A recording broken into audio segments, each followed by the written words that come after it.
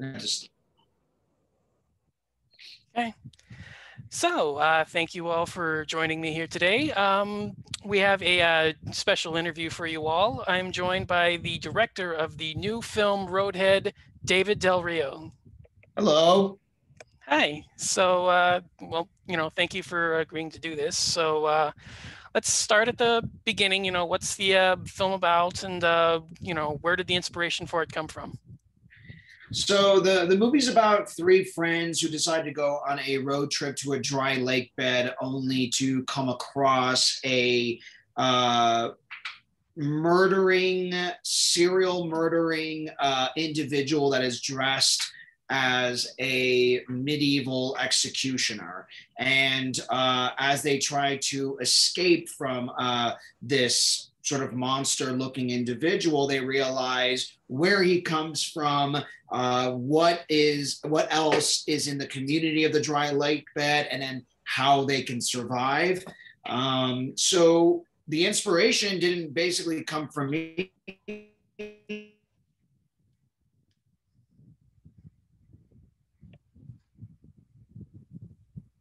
They wanted to do another film again, and I said, "Yeah, let me see the script."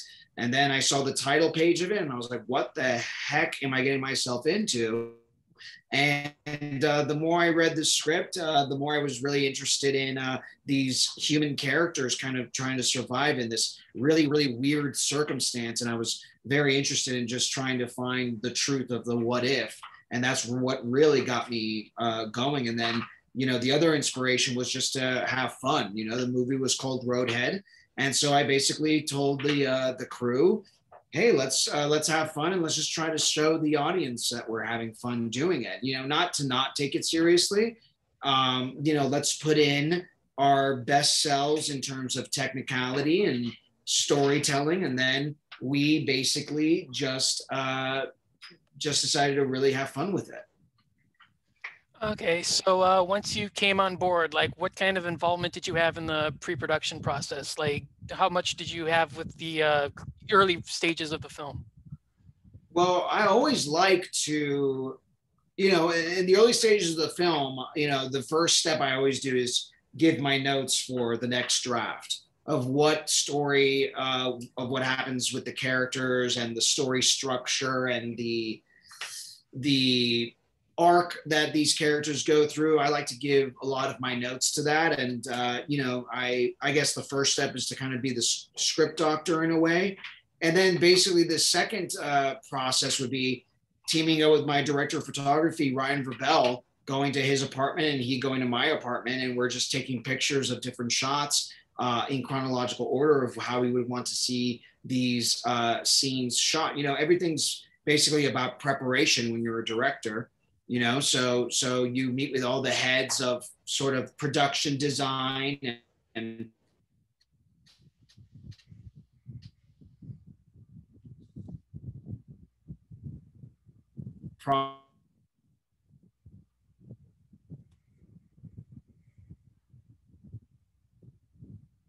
that were missed in the meetings that you have to kind of adjust to and sort of make happen to make the story continue to be a linear story. All right, so were you involved much with the casting? Like, were you involved with any of the character selections or any of that? Like getting the cast involved for the film? Uh,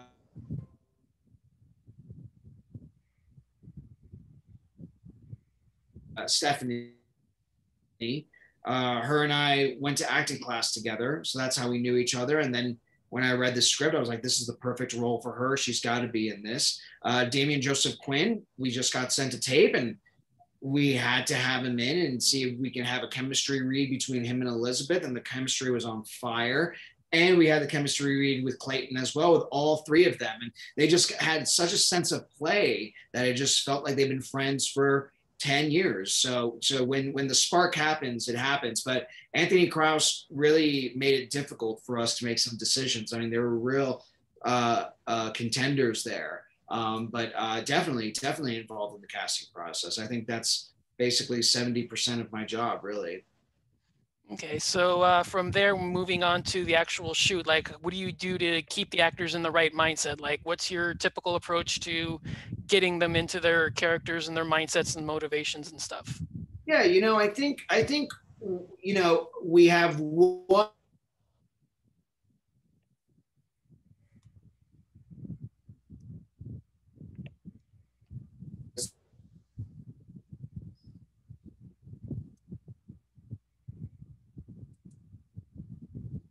And then I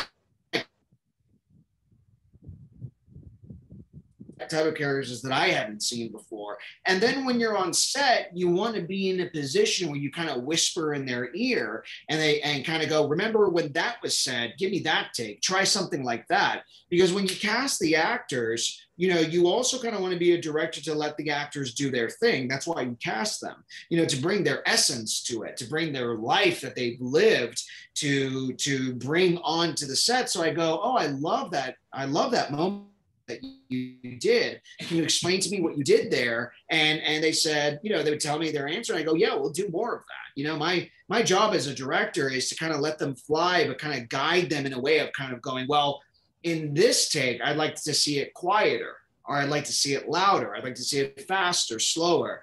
And so you want to kind of establish a sense of trust with the actors. With the actors, you're a therapist, you're a coach, you're their dad, you're their parent, and you want to be there to answer as many questions. And then you also want to be confident in the fact in telling the actors, I don't know that answer. You know it better than I do. It's your character. And then you kind of just let them fly. So they kind of, I think we really vibed in that collaboration of freedom and me telling them, what I would like to see, and not go so deep and just give them just a technical note and then see where they take it from there. Okay, so since the film, like you've mentioned, is very heavily comedic and has a lot of horror and comedy mixed together, was that much of a challenge trying to combine the two elements together throughout the shoot? I think where the timing of comedy and horror came in with my editor Brian Rodriguez during the post-production. I always say that in the post-production stage, that's your last draft of the script. It's not going to be the same script of what you read, and it's not going to be the same script that you shot. There are so many scenes that we put out of order and somehow made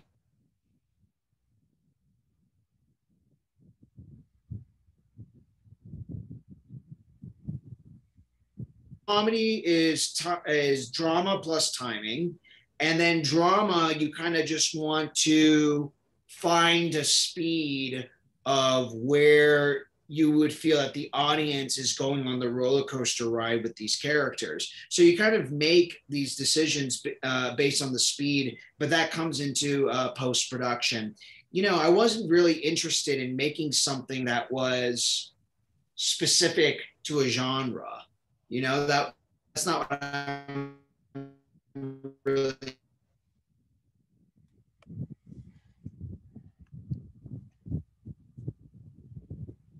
I don't know, unique and yet grounded in the most realistic possible, as realistic as possible. Even if that means that, yeah, in another world, we might be hunted by a medieval executioner. But if that's the case, how do we base that in reality so we can shoot it as such? A lot of people who are reading the script was like, oh, well, this was an homage to a B movie.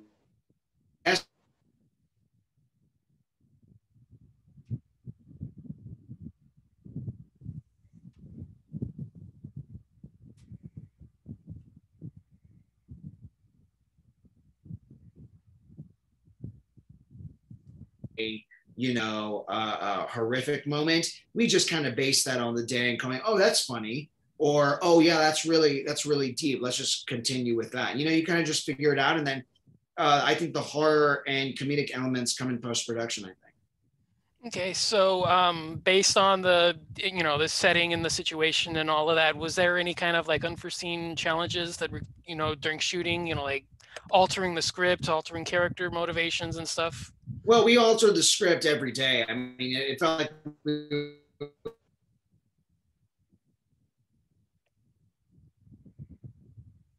use the script, which was,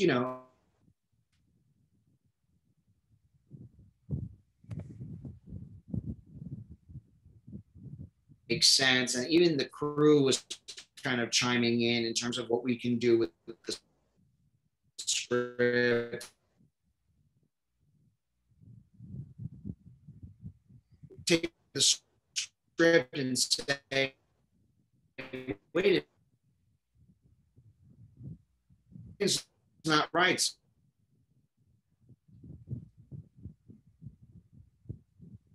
The weather, I changed the whole beginning of how our two characters was going to die in the opening tableau of the scene, of how we were going to shoot it.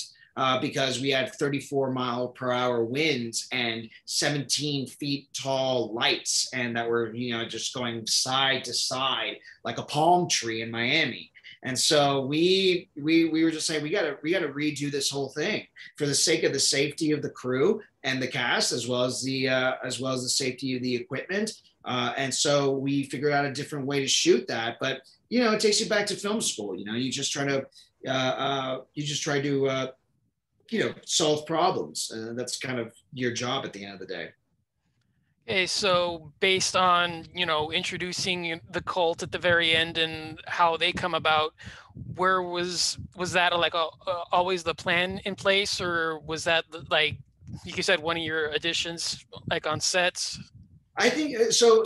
I'll tell you what an addition was on set, which was, I found, it came up with the idea of a different way of expressing heartbreak and breakups, where sometimes you're still talking to your ex. That's the thing that was happening with Stephanie. And I remember talking to Chloe Sky, and I said, I think would be interesting is that let's have her struggle with imagining that her boyfriend's actually there, and he'll come back in the worst times. I've never kind of really seen that.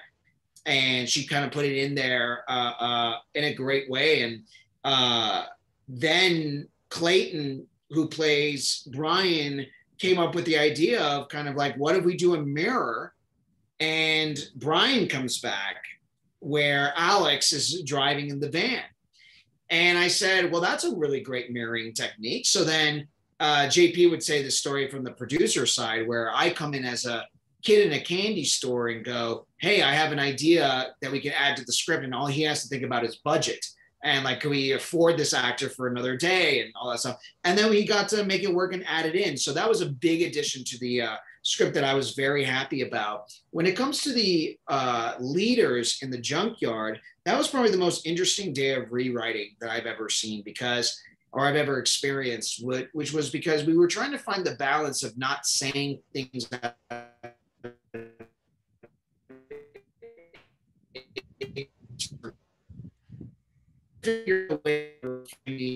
where these guys are coming from and what their point of view of is in the world. And during the middle of the day, it was me, the leaders, and or let's not keep that. Let's figure out a way that we can make these points of views, no matter how much we disagree with them and how much we're kind of disgusted by them, they still got to have a point of view so we can understand as an audience where they're coming from. So that was a big balance of figuring out how to make ignorant weirdos like that have a point of view. That was a nice, a really good rewriting session as well. Okay. Based on where you've come so far in your career, how have you, what has this added to your repertoire in terms of growing as a filmmaker?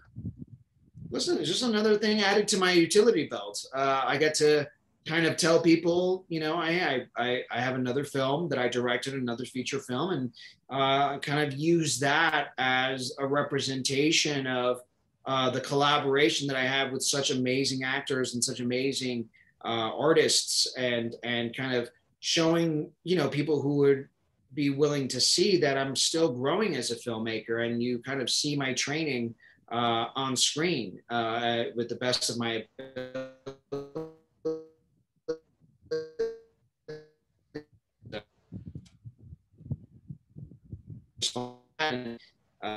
see the good and the bad, but as a way of another effort forward to the next one. All right. You So still there? yeah, I'm still here. I was just reading for the last thing because I had to edit out Paul's questions. Oh, sorry about that. Yeah. Okay, got it. So yeah, like like since that he's not here anymore, I guess we'll just use the last one. Is there anything else that you'd like to shout out or share, promote, or anything Well, I else? mean, yeah. Well, Roadhead is on Amazon Prime and Tubi. Check it out, and then I guess my Instagram handle is at David Del Rio, and as well.